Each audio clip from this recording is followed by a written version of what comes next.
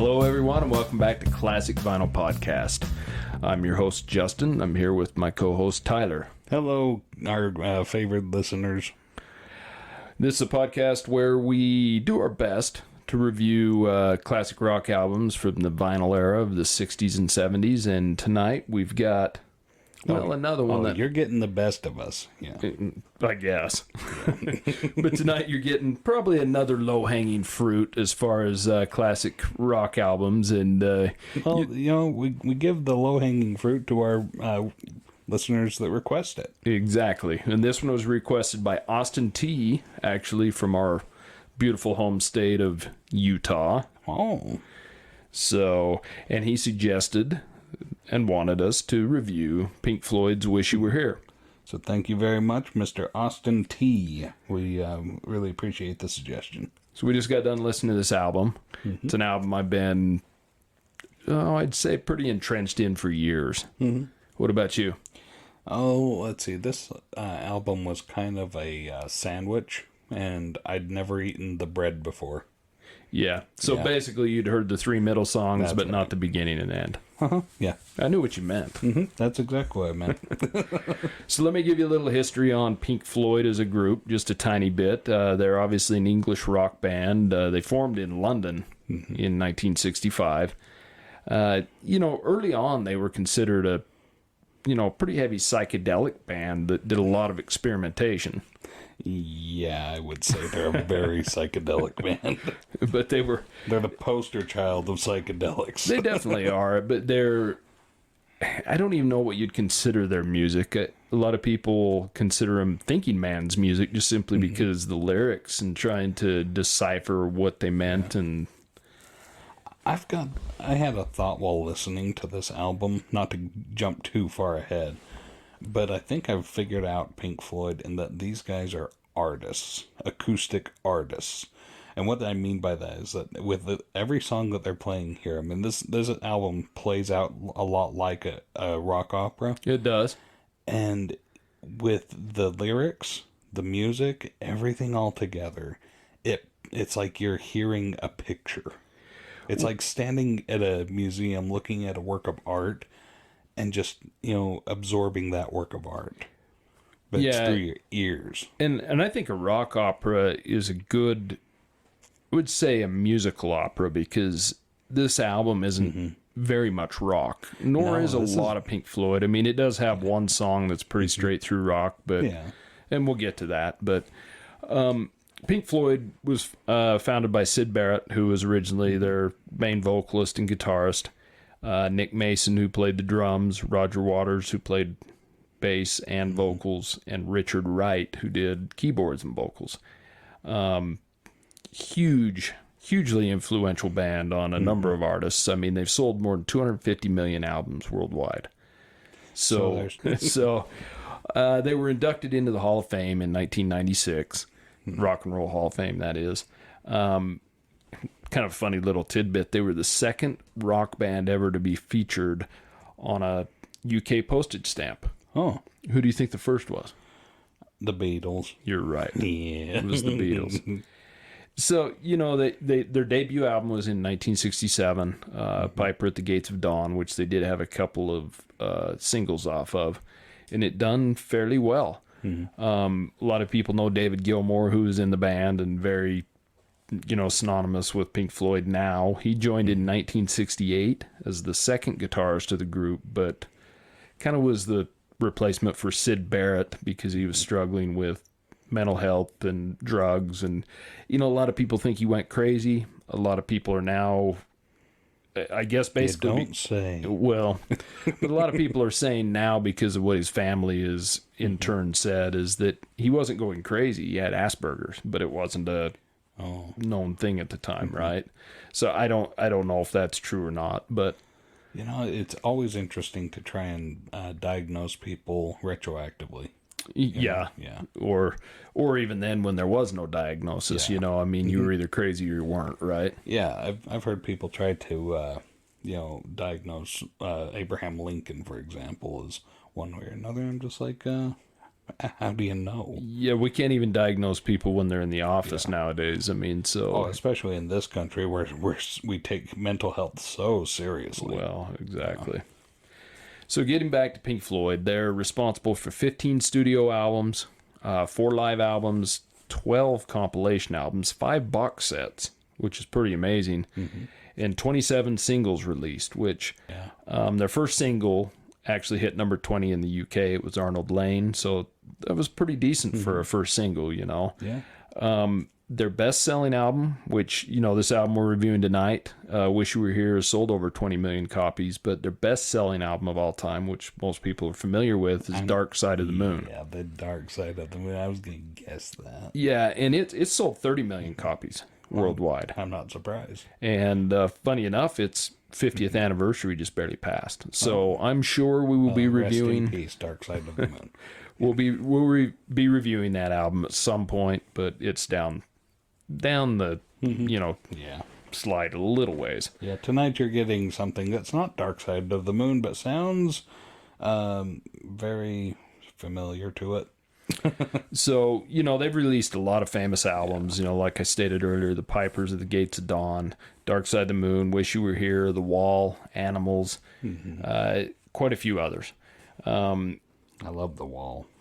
You know, their song Money, the single off of Dark Side of the Moon, it was a top 20 U.S. hit, but Another Brick in the Wall, Part 2, you know, you know that song, All We Are Is Another Brick in the Wall, you know, eat your pudding. That's right. Well, you got to eat your meat before you can eat your pudding. But anyways, that was their only number one hit. Yeah, how could you have any pudding if you didn't eat your meat? You couldn't. No. You simply couldn't. That's ridiculous. But Another Brick in the Wall, Part 2, as they call it, was their only number one hit in the U.S. and U.K. as far as singles released. Yeah. So, and, you know, Roger Waters was the main composer of the band after Syd Barrett left. Syd Barrett initially was the composer of the band and wrote a lot of their early material. Dark Side of the Moon, speaking about that in 73, it also reached number 1 in the U.S., but only reached number 2 in the U.K. But Wish You Were Here, The Wall, and The Division Bell, which they released in 1994, one of their later albums, they all reached number 1 in the U.S. as well. Yeah. Another album that reached number 1 in the U.S. in 95 was Pulse, which is a live album. And funny enough, that's kind of what got me hooked on Pink Floyd was Pulse. I bought that album when it was brand new. It was kind of neat as a CD. It had a little blinking red light on it.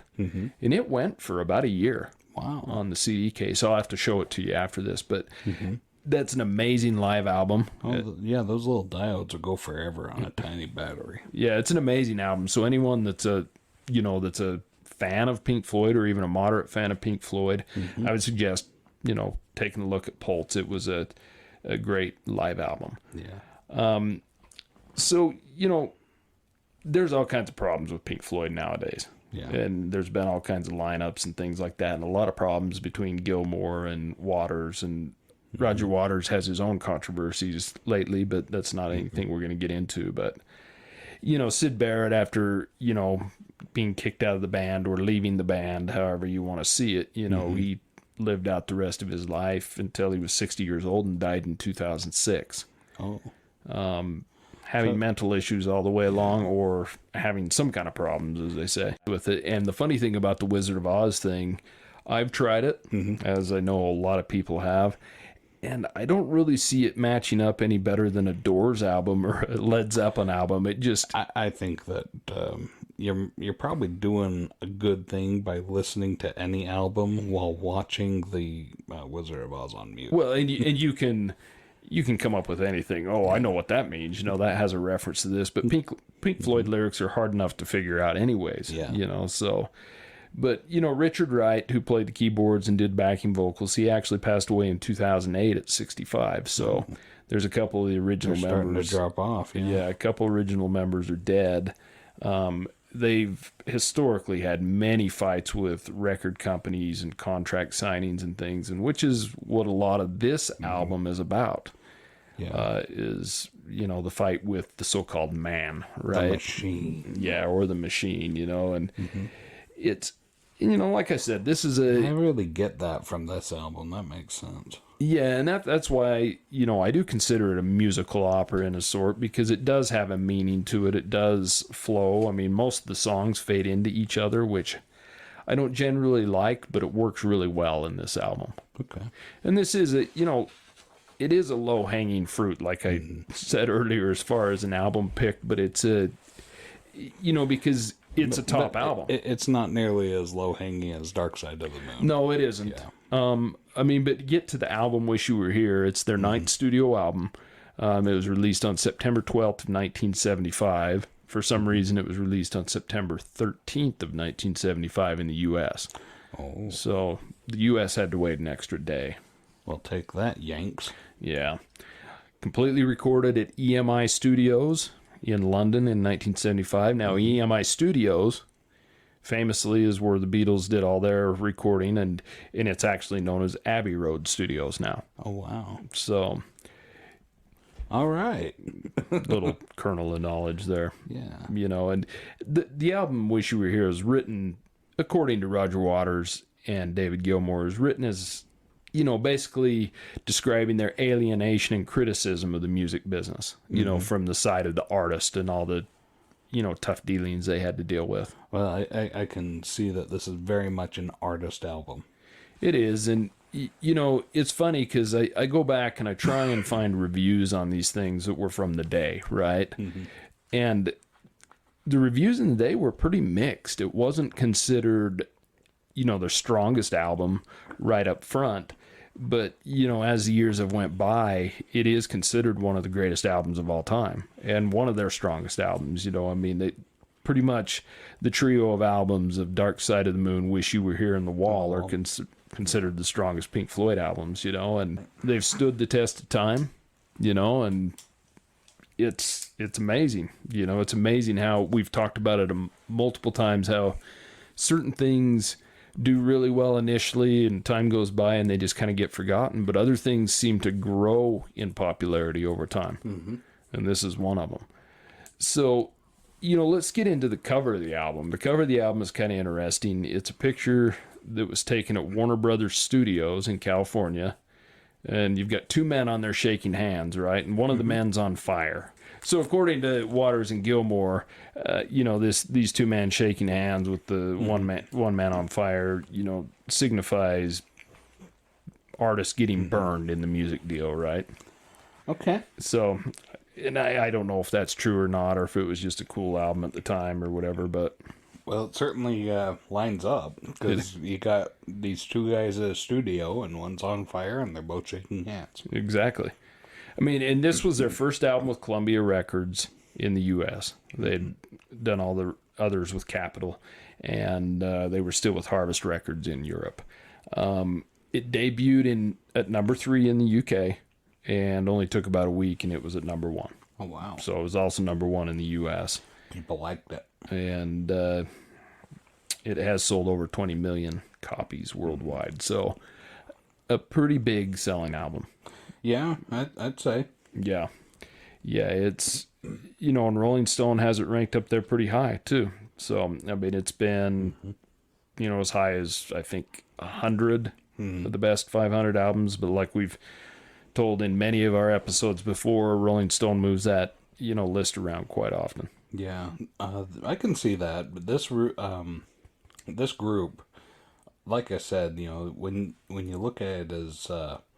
these guys are like very distinct artists, and so if you like their art, you're gonna love it. If not, it might not be your thing. Well, and I'm a pretty big Pink Floyd fan. I have a selection of their common albums and things like that, and I listen to them quite frequently. But I'm not, the ultimate fan.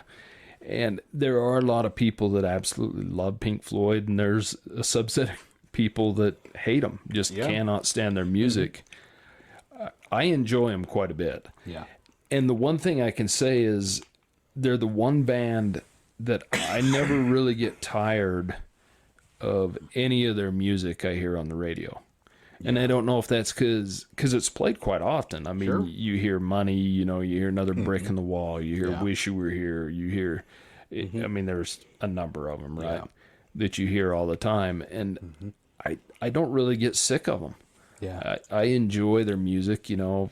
Other ones you hear all the time, Have a Cigar, Comfortably Numb, you know, just real common plain songs, but I never get tired of them. Yeah. So I've always enjoyed Pink Floyd, and, you know, it's pretty interesting to listen to some of their other albums that are little deeper dives, like Animals. They're interesting, but after multiple listens, I find myself liking them more and more. So, you ready to get to it? Let's dig into this album. Okay, so on our vinyl, we're going to side 1, and it opens up with half of the song of Shine On You Crazy Diamond. So part 1 through 5, essentially. Yeah. And what's interesting about this song is you've got the 9 parts, right? You've got, it opens with the album of parts 1 through 5, and then it closes the album of parts 6 through 9. But it's really hard to delineate the separate pieces of the song unless you really know where they are. And to me, that's getting a little too in depth. I think it's more interesting just to enjoy the song. Yeah, it's a very seamless, the way that it's put together. Yeah, it's not like it's a bunch of cobbled songs together, you know. Yeah, well, everything, I mean, it's more like putting a puzzle together. That the pieces fit. Yeah, they fit perfect. Yeah. And so this is a song written by David Gilmour, Roger Waters, and Richard Wright all together. Yeah. And it's sang by by Roger Waters. He sings the song. He's the main vocalist, obviously, with backups from the other. But it originally, you know, was written as a tribute to Syd Barrett. Oh. You know, for his contributions, his life, and, you know, I mean, he was leaving the group, and he'd gotten the group going. He'd helped found the group, you know. Yeah. So, really interesting song. I've always enjoyed it. A lot of people get bored by it, but it's long. well, yeah. I mean, I think you're about 18 minutes between both sections, right? Yeah. So, you know, it's given Inagata-Devita a run for its money, but at least they did split it up. And that's kind of what's interesting about this album is there is only 5 songs on it, but it still manages to be about 40 minutes long. So, Yeah, and a stark contrast of Pink Floyd versus the other albums that we've listened to so far is Pink Floyd, it does all kind of mesh together. They all fit together seamlessly. Whereas the other albums that we've listened to and reviewed on this podcast, there's been distinction between songs, and sometimes from complete different genres and styles. yeah, it's But this is very seamless all the way throughout. And that's why I think it feels like a rock opera. yeah, and originally they did record this as one piece. Okay. Shine On You Crazy Diamond, and they broke it up. Once again, you know, they've played this live numerous times, and there is a version on Pulse that is excellent. Yeah. And that Pulse album was actually, that's the live album I was speaking about earlier. It was recorded live off of their 1994 European tour when Roger Waters and David Gilmour were still getting along, or one of the times they were, because they're not right now at all. So, what are your thoughts on this song? This song is very ethereal. It just feels like you're floating through space from beginning to end. And I really enjoyed it. Well, I mean, it's considered one song, but it's those 5 parts. And those 5 parts take you on a little bit of a journey. And when you do have lyrics, those lyrics are not, they're not singing a song to you so much as they're just another element in this picture. I mean, I really feel like if you listen to Pink Floyd, just close your eyes and imagine these guys as artists with paintbrush that are, you know, slapping paint up there, and you're seeing different strokes, and so when you hear the vocals, they're just another part of the whole music, part of the whole picture, and you'll appreciate this album a lot more, I think. Well, you know, I've always loved this song. I used to actually fall asleep to it, which that sounds like a bad thing, but it's not. It's a very calming song. It has Yeah, this could be the soundtrack to 2001: Space Odyssey. yes, it could. Yeah. It has a really, it starts really low and slow and comes in and as the volume raises, and it has a real slow build. It has nice little guitar licks on it that are beautiful, not overdone or anything like that, but it's just a nice simple guitar. I really enjoy it, and the funny thing about it is it's instrumental till about 9 minutes. Roger Waters doesn't kick in with the vocals till about 9 minutes. A little under that, but about 9 minutes. And so it's really interesting to listen to it, but the music is excellent, I just love the way it flows. I love the way all the pieces, as they call them, pieces put together. It's got good synthesizer in it. It's got good simple bass lines, and it's just I think you kind of explained it well, saying it is kind of a rock opera. Other than there's nothing really rock really about rock, it. though, is it? No. But what else do you classify Pink Floyd as? Well, I think they're highly considered classic rock, but they do have their rocking songs. There's no doubt about that, But this isn't, until we get to a couple of the other songs, Shine On You Crazy Diamond is not like a rock song. It's more of a masterpiece put together,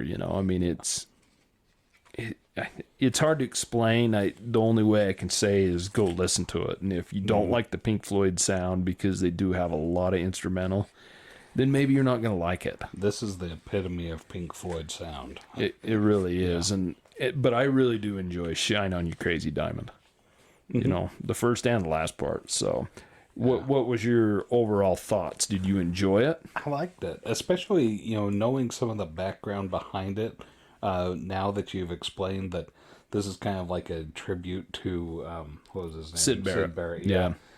That makes a lot of sense, especially, Shine On You Crazy Diamond. It's such a 70s thing to say. Well, and not only that, I always find it funny, because we'll talk about it when we get to the second piece that ends the album, Shine On You Crazy Diamond, but they're basically acting like the guy's dead, and I find that funny. These are all young men in a band, and they're just saying, well, if you're not in the band, then what are you really, but I guess it is good that they, did this tribute to him, and that part is really good.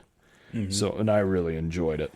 I enjoyed it as well, more than I expected to.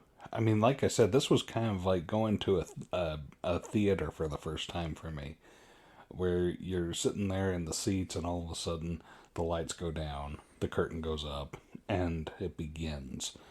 And you're transported to this different world that they're portraying on the stage, and actors are each playing their part. And this is really a cool thing to see. And something about Pink Floyd, they sound like Pink Floyd. You definitely know Pink Floyd when you hear them, and nobody else sounds like Pink Floyd. Yeah, they don't sound like anybody else. Well, and I think they definitely spurred. I think. This is definitely a concept album, and I think that term is overused a lot, but it certainly is I think anything that's put together with an overflowing theme, especially this album, where every song pretty much fades and flows into the next song. Call it a rock opera or a sound opera or a music opera or a concept album, whatever it is. I think they were huge influence on a lot of the bands, especially the 70s, like ELO and all those guys that, the Alan Parsons Project, things like that were very, very, that did a lot of instrumentation, but did a lot of pushing the envelope and trying different things, concept, or as people call it, prog rock, or whatever you want to call it. It's hard to put terms on that stuff, and people do it a lot because you can throw a bunch of bands into the prog rock category, and every one of them sound different from each other. Yeah. So it's kind of an interesting thing, but I think Pink Floyd definitely was the precursor to those styles of music, and made it more okay, to put big long instrumentals and things like that to flow through the album. So I really enjoy it. So for me, it's like sitting there and looking at a Van Gogh or like a Picasso painting, and you're just like, I definitely recognize this as a work of art from this artist, but you sit there and look at it and you just enjoy it, I think. Well, yeah, and so after the first song, that brings us to the last song on the first side. Yeah. That did not take long. No, it didn't take long. Welcome to the Machine. So, Shine On You Crazy Diamond actually fades into Welcome to the Machine, and you start hearing those machine-like sounds, like you're in some kind of factory or something like that. That's exactly what it sounds like. Yeah, they're kind of interesting sounds, and I don't feel like they sound dated either. I mean, if you go see a Star Wars movie or something from the late '70s or even the '80s, you look at some of the graphics and the things they do, and they're kind of dated, right? Yeah. But to me, this doesn't sound dated on here. I think it's very experimental for all these sounds to be put in this, but I like the way it opens. It seems like it almost might be kind of cheesy. Welcome to the Machine. Let's put a bunch of machine sounds, but it hits the spot for me, anyways. The Welcome My Son. So this is another song. The lyrics and the music are written by Roger Waters, but this one's actually sang by David Gilmour. Yeah. It's got a lot of funny time signatures in it. It changes around a lot. I really like the machine sounds to open it up. Yeah. It's got a really good synthesizer sound to it. It's got good bass lines in it. I don't know. I think I'm not a huge fan of synthesizer, but the synthesizer in this song's really cool. The things that they do with it it just feels like a machine. It sounds like a machine. And I don't even know what kind of machine. It just sounds like machinery. Well, and I think Roger Waters, following on with this concept, Shine On You Crazy Diamond, written as a tribute to Syd Barrett. I think Welcome to the Machine I think it's kind of a storyline, and this is the way I take it. You've got the Syd Barrett era, and now you're Welcome to the Machine. They're signing with the record companies and doing this and that, and that's the way I take it. And that's kind of what he said before, that it was about. This song is a metaphor. It feels like a metaphor. Yeah, and they are thinking man's music. I think I think there may be one meaning in the lyrics, but there's a lot going on. And I think that's one of the neatest things about music, because you can take a song and make it fit into your life how it needs to. That's one of the cool things about this song, is that it starts off slow and smooth, and as the song goes on, it starts to pick up the tempo a little bit, then it gets a little bit faster. Kind of the machine gets warmed up, right? And then there's a lot that they start putting in and adding in. It starts off like pretty much just that synthesizer, and then they start adding a bunch of different instruments. So what about You Bought a Guitar to Punish Your Mom? Did you ever do that? No. I was never that rebellious of a kid. Well, you did buy a bass guitar. I bought a bass guitar last year. Yeah, and, to punish your wife. Yeah. But you haven't ever played it, so... So I'm not very good at punishing my wife. Well, you could try it. But, I'm going to say it one more time, though. I really do like the synthesizer in this, and I generally don't like synth. I think it's a Moog synthesizer, I'm not sure, but it does...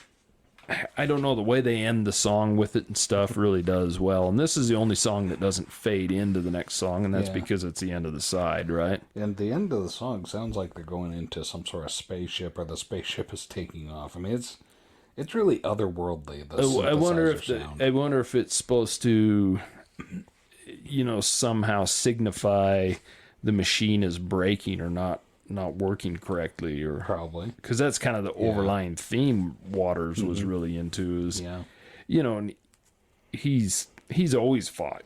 Pink Floyd have sued the record companies a number of times for royalties and different things, and they've always had issues with management and in that, and now of course Roger Waters and David Gilmour are fighting nonstop. Just recently they had a big tiff on Twitter or whatever it is, and unfortunately, I don't think you're going to see Pink Floyd ever back together again. And they really, Roger Waters and David Gilmour at this point are Pink Floyd, right? Mm-hmm.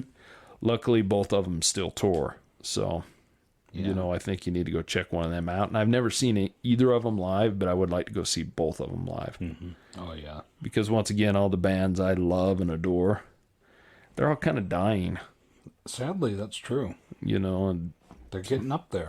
yeah, they are getting up there. So we're going to flip the vinyl over to side 2, and we open up with kind of a, you know, more of a straight rock song on this one. Probably the only straight rocker on the album. Pretty much, yeah. Have a Cigar. So what are your thoughts on this song? One of the big things I thought about this song while I was listening to it is that the lyrics that Pink Floyd writes, they're not great. They're not really exceptional words. Excuse me. But if you take it, like if you were to take the lyrics and put it to different music, I don't think you'd be impressed. But as an integrated part of the song, or as a part of like the tapestry that these guys are weaving, boy, it's beautiful. And it really contributes and helps bring all that picture together. So you didn't like, oh, by the way, which one's pink? I liked it. Oh, okay. Just checking. I just like it in conjunction with the guitar and the synthesizer. These guys really know that they use the crap out of the synthesizer. Certainly on this album. I really like the intro to this song. It's one of my favorite introed songs, well, with the exception of the next song. And the bass line is excellent in this. So a little history on this song. This was another song written by Roger Waters. And funny enough, no one from Pink Floyd sings this song. Oh, really? Yes, they got an English folk rock singer named Roy Harper. Oh. He actually sings the lead vocals. There's actually only 3 Pink Floyd songs ever that have guest singers on them, and this is one of them, and by far the most famous one. I guess Gilmour and Waters both attempted to record this song, you know, to solo-ly. Yeah. Solo-ly? Is that a word? Yeah. Individually? Yeah. Okay, let's just call it individually. Probably solely. Yeah. Yeah. They both attempted to record it and didn't like the way it fit, and they also recorded it as a duet, and they didn't like it either. And so, you know, Roy Harper was actually at EMI, aka Abbey Road, recording his album HQ at the time, and I guess he owed him a favor because David Gilmour played some guitar licks on his albums. Oh, I thought maybe they gave him some drugs or something. That's probably what it was. I mean, we're just reading the story, but Hey, man, didn't we give you some of that hash? so supposedly he owed him a favor, so they asked him to come over and sing the song, right? And it's funny because Roger Waters, you know, he sang this song live, but Pink Floyd as a group never performed it after 1977. Huh. Now, both Waters and Gilmour still play this song live to this day, you know, with their solo tours. So, As they should. It's a good song. yeah, it's like I said, it is, you know, it's a great straight rocker.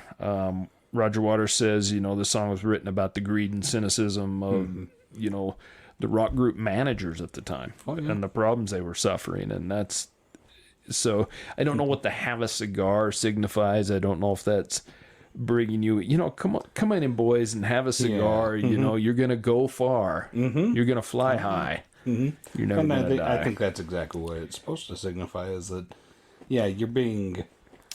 didn't I give you that cigar? Now, you know, give me a cut of your profits and earnings. Yeah, and I kind of take it, you know, come in here, you're going to love this, you know, from this kind of grease back hair, you know, some kind of music exec, you know, that's going to definitely take 80% of the cut or something, you know, and that's kind of what was going on. So, you know, this is an amazing song. I love the intro, like I said.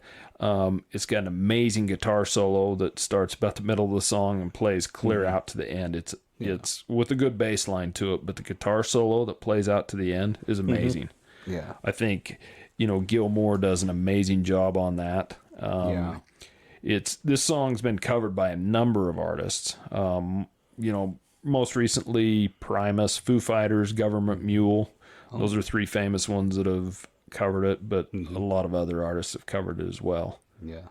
So what did you think of the song overall? Do you like the instrumentation in it, or Oh, absolutely. do you? Yeah, the instrumentation. There's no doubt these guys are very talented at their instruments. Like I said, Pink Floyd is they're just an iconic artist, painting a picture for you. And that this whole song it really feels like you're being sold a bill of goods by a manager, by some greasy manager, or Mr. Potter from It's a Wonderful Life. And I think there's a scene in there where he gives George Bailey a cigar, and it's the same thing, right? He's trying to connive George Bailey by buying him off with a cigar. Like, oh yeah, come in here and I'll give you a job. You can work for me. Yeah. And then George Bailey realizes, wait a second, you're buying something worse than I'm willing to give up.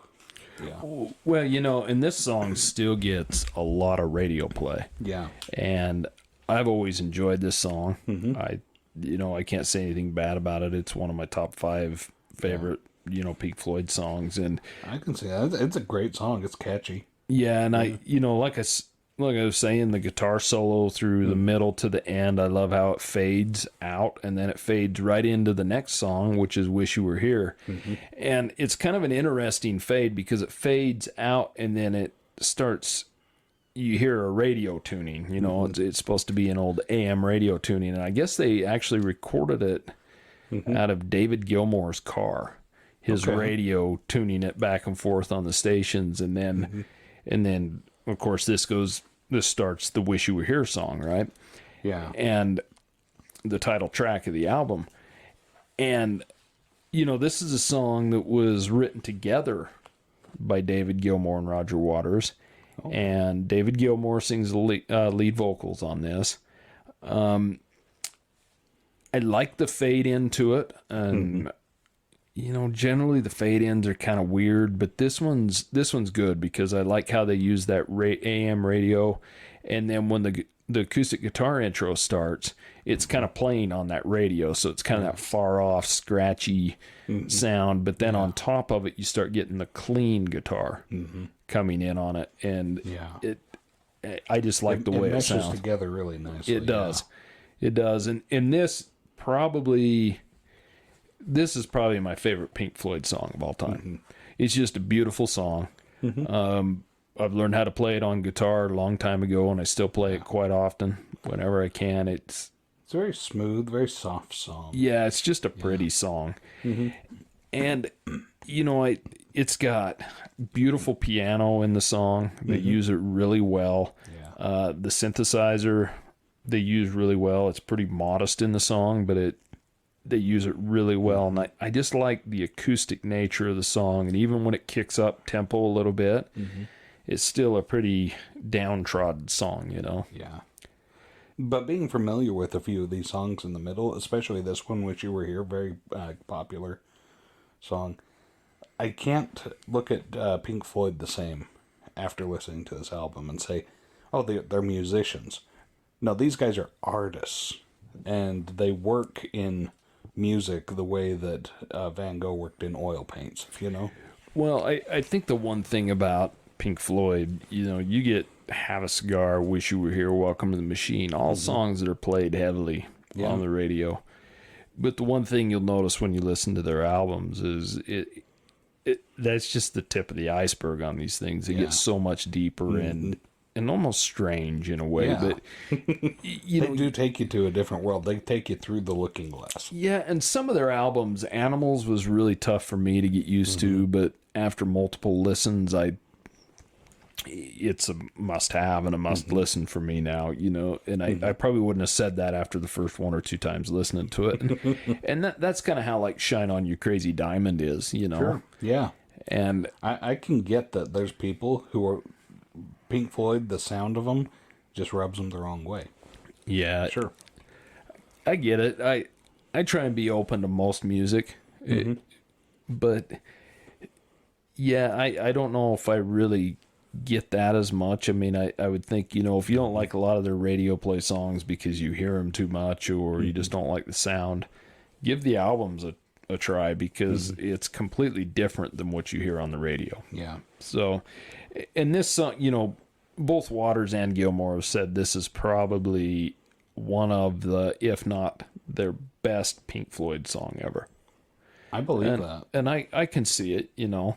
There's some interesting things about this song. You can, one little kind of tidbit of information. David Gilmour, you can hear his cough at the first of the song. Oh, just like mine. And yeah, he's just like you. So take a little advice here. But what he did, he knew it was because of his smoking at the time. And as soon as he heard it, he quit smoking cold turkey the next day. I need to quit smoking. You gotta give up the cigarettes. Yep. The problem is you don't smoke. Oh, yeah. Maybe what you ought to do from now on, just a suggestion, maybe you ought to put that cough drop in before we start recording. Yeah. I don't mean to try and boss you around and be your mother, but... Yeah, you're kind of the boss. Okay, fair enough. You're kind of the boss of me. Or at least that's how it was when we met. Yeah, so another thing about this song is they never released it as a single until the Pulse album came out, the live album. They actually released the live version as a single. And it did fairly well. I don't have the exact numbers of what it did, but that was in 95 they released it, and it still charted in the top 40 in the US and the UK. So yeah. And that's crazy to me, because that's like 20 years ago. And... well, closer to 30, but yeah. Like 30 years ago. And then that was 20 years after it was released. Well, crazy. Funny enough, a crazy diamond. When they released it in 95, it was closer to when it was released than it is to here. And it's insane, like how much time has flown between when this album was cut and now. Yeah, I mean, the album will be 50 years old here in a couple years. There has been so much love and hate within the Pink Floyd band between there and here. Yeah, that's certainly true. I mean, that's no doubt. I mean, I wish they were here. So do I. To see Pink Floyd, to see Roger Waters and David Gilmour get back together and tour one last time. Oh, wait, tour, yeah. But some of the things I know that have been said between them, it's going to be a tough coming back from. But I'm not on the inside circle, so who knows? Yeah. The one thing I love about Wish You Were Here, and I'd like to know what your feelings are, how this fits in with the theme, but the lyrics in this, where I'm not usually a lyric guy, but, You will be for Pink Floyd. Yeah, we're just two lost souls swimming in a fishbowl year after year. Yeah. Where do you think this fits in? This album was supposedly about the problems with This is a little different from the rest of the album, isn't it? Is it, or is this another tribute to? Are they saying this to Syd Barrett? Wish You Were Here. Could be. I mean, yeah, because that's the theme of this whole song, not the whole album, but song number 4 on the album, "Wish You Were Here." That's the theme is that, hey, we miss you. That we've been through so much together, and I'm so accustomed to seeing you all the time, year in, year out, but now you're gone, and it's just it's not the way it was before. So yeah, wish we could have you back. And see, I kind of transcribed this song as being more of a love song. Yeah, talking about the word two lost souls. So I take it as they're singing. Now I don't know if that's about the band members or a woman or what it is, but bands are pretty close. Yeah, so I mean, I don't know. Yeah, it seems to me more like a love song. And you're so close and you're so in love or whatever, but you're gone away at the time. Yeah, and you wish that person was here. I mean, and that's where the Thinking Man band comes in. You can decipher these any way you choose. Yeah. And that's the way I decipher them. And to me, that's maybe why I don't try and figure out exactly what the lyrics mean, because these albums that we're reviewing, I've listened to for so many years, but when we do a little research and find out what they actually wrote or meant them to be when they were written and things like that, almost screws me up a little bit, because I've always had a different idea of the song, of what it meant. And in a way, I think that's a better way to be. Yeah. To decipher it for what does this song mean in your own life and mean to you. Yeah, and I think that everybody's going to take music that way. In fact, I was listening to a song today that was about, like about tragedy striking the person, and I was wondering, what is it that's caused this the singer to sing like this? What is this tragedy that they're singing about that struck them, that has altered their life?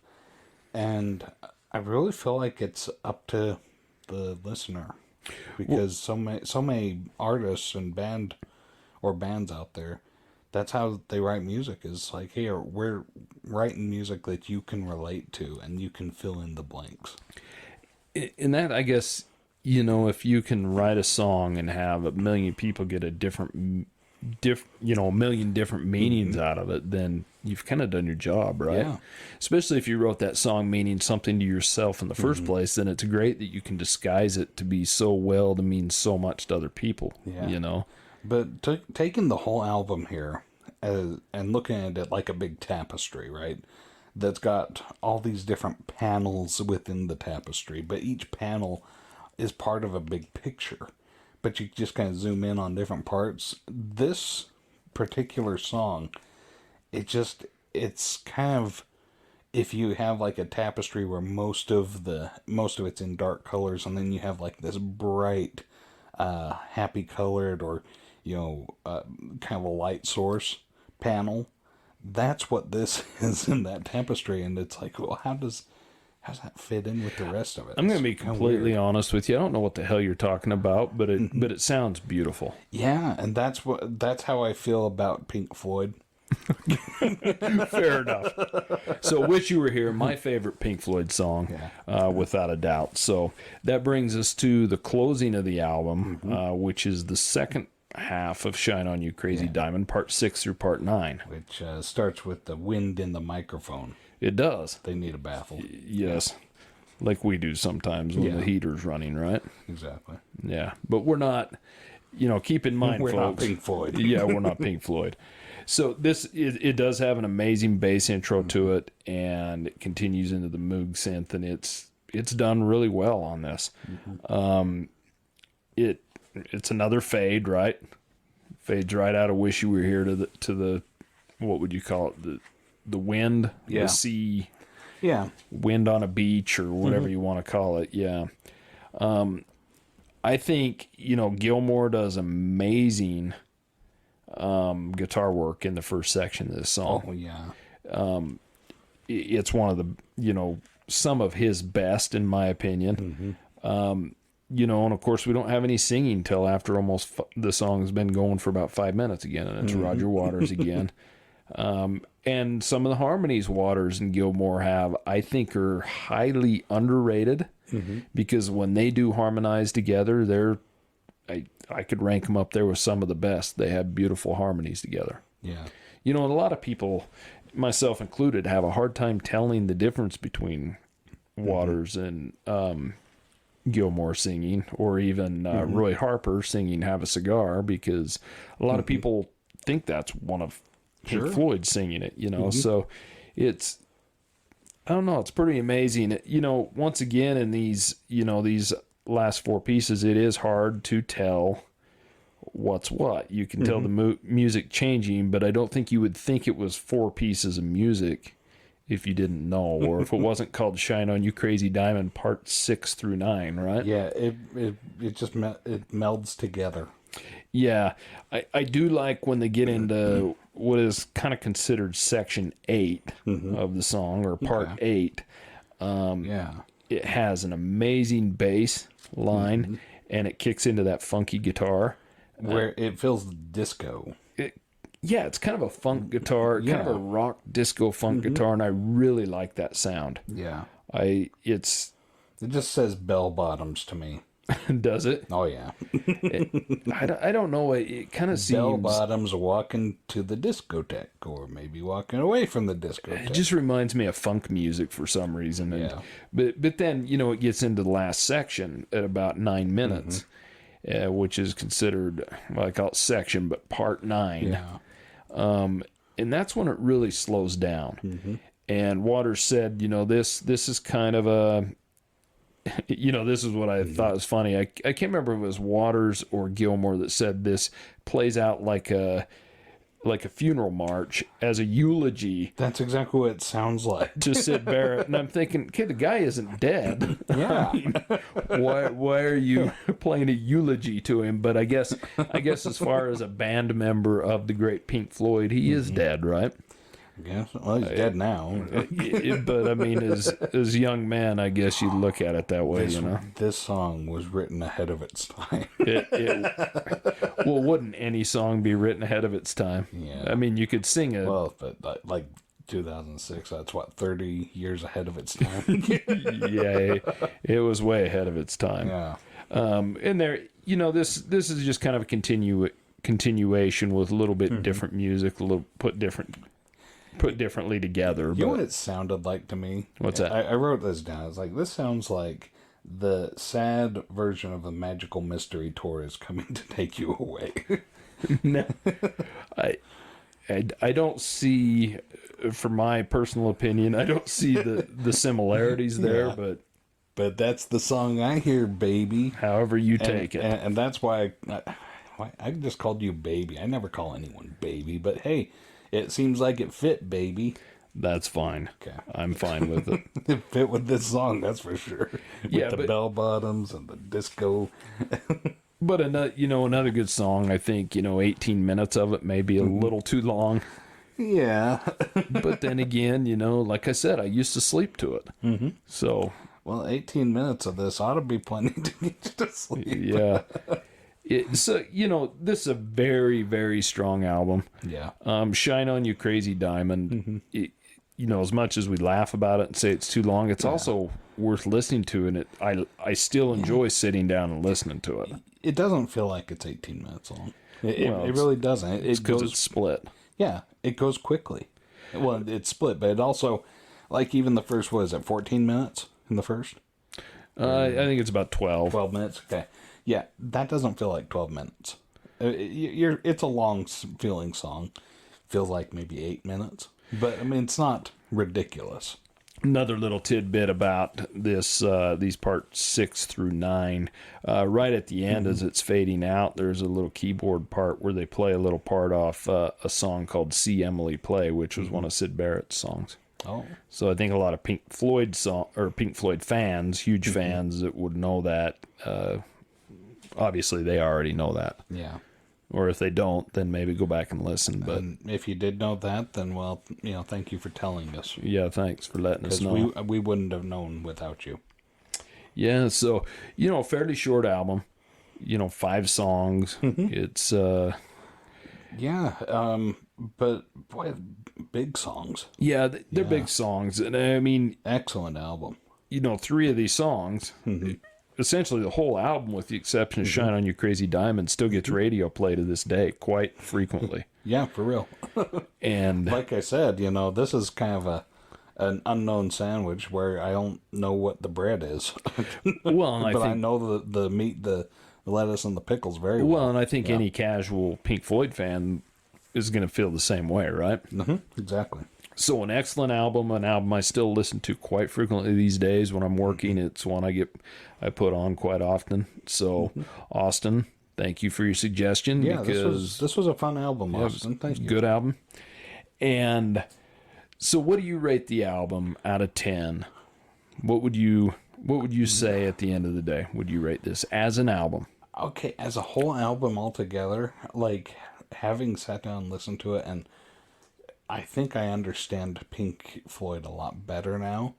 Because before listening to this album, I kind of looked at Pink Floyd as kind of a weird band that just had a weird sound, and they must have been just like drugged out of their minds writing this music, because that's kind of what it sounds like. It's an acid trip, is the sound of Pink Floyd. But now that I think I'm starting to get Pink Floyd, I'm going to rate this a lot higher than I would have.